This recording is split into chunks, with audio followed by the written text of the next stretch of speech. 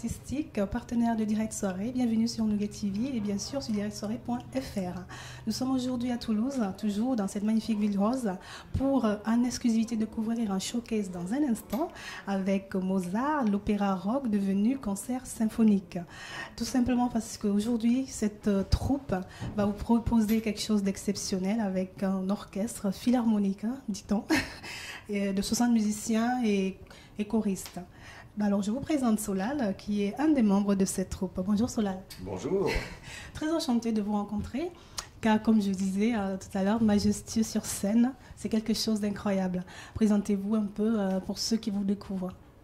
Pour ceux qui me découvrent, je m'appelle Solal, je suis chanteur depuis très longtemps maintenant, et j'ai fait plusieurs expériences de scène, de comédie musicale, en passant de Starmania, Mozart l'opéra rock, Adam et Ève avec Pascal Obispo, et puis là voilà, nous revoilà avec Mozart l'opéra rock, le concert, avec un concept assez différent et encore plus majestueux et encore plus puissant en fait. J'ai vu dire qu'il y a beaucoup moins de comédie, plus de chansons. Ah mais c'est pas qu'il y a moins de comédie, c'est qu'en fait c'est pour ça que ça s'appelle le concert, c'est qu'il y a, ça n'est pas du tout, il y a aucun rapport avec l'histoire, on ne raconte plus l'histoire de Mozart, mais en fait on chante uniquement les chansons, accompagné par un orchestre symphonique, mais aussi, il ne faut pas oublier, un groupe rock. Donc, à la limite, c'est plus rock, c'est un véritable concert et ça donne lieu à une expression un peu plus libérée. On n'interprète pas nos personnages, on est nous chanteurs, que ce soit Solal, Mélissa Mars, Maëva Méline, Diane Dessini, Florent Mott et Michelangelo Loconte, qui interprètent finalement les chansons dans un esprit beaucoup plus libre, mais plus puissant et plus rock encore qu'à l'origine. Est-ce qu'il y a une différence pour vous entre la première version et celle-ci au niveau sensation ?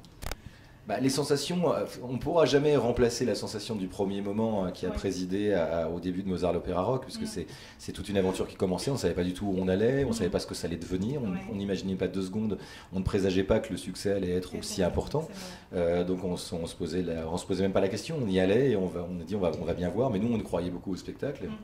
On a eu raison d'y croire, et celui-ci effectivement donne encore d'autres sensations, parce qu'on aurait pu penser que on exploitait un filon comme effectivement font certaines, je ne sais pas, dans certaines aventures où on exploite un peu comme une série ou un film dont on fera le numéro 2, le numéro 3 infiniment. Et alors là, c'est pas du tout la même chose. On nous a proposé les titres en symphonique et la première fois qu'on les a écoutés, on a tous pleuré. On se dit, on veut faire partie de ça parce qu'on redécouvre les morceaux et en plus, ce qui plus est, ça permet de découvrir des morceaux qui étaient sur l'album intégral mais qui n'étaient pas forcément sur scène.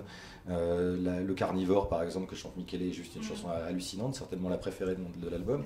Moi je chante Quand le rideau tombe qui n'était pas sur scène aussi malheureusement pour des questions de scénographie et de livret.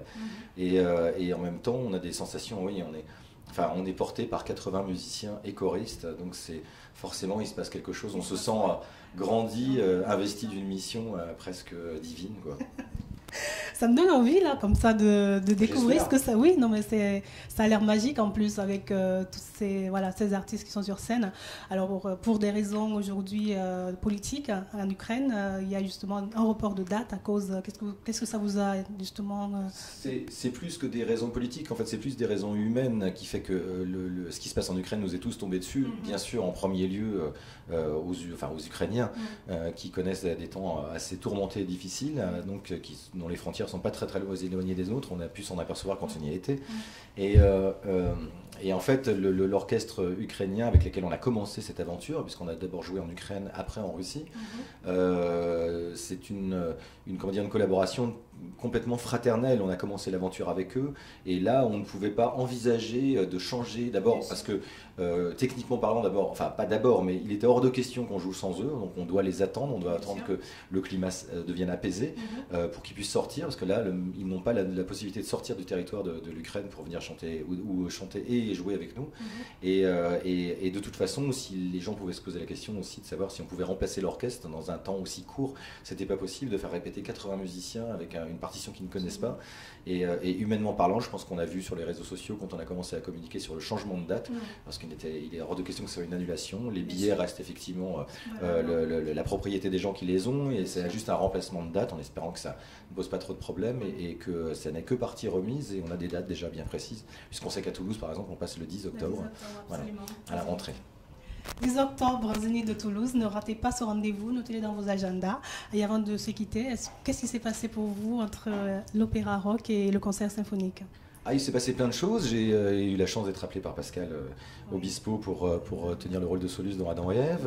Je me suis éclaté, rôle extraordinaire, spectacle extraordinaire, vraiment novateur. Et puis après, je me suis lancé dans ce qui me faisait rêver aussi depuis longtemps, la production. Donc j'ai monté ma société de prod qui s'appelle Game of Prod. Voilà, ça fait penser à la série, mais c'est un peu aussi pour ça. Et je produis ma première jeune artiste qui s'appelle AL, qui a 19 ans, qui vient d'avoir 20 ans, et on est en train de terminer son premier album. Voilà. Très bien. Merci infiniment pour ces confidences. Et puis, on se dit bientôt sur le spectacle. Hein. Avec plaisir. Merci beaucoup.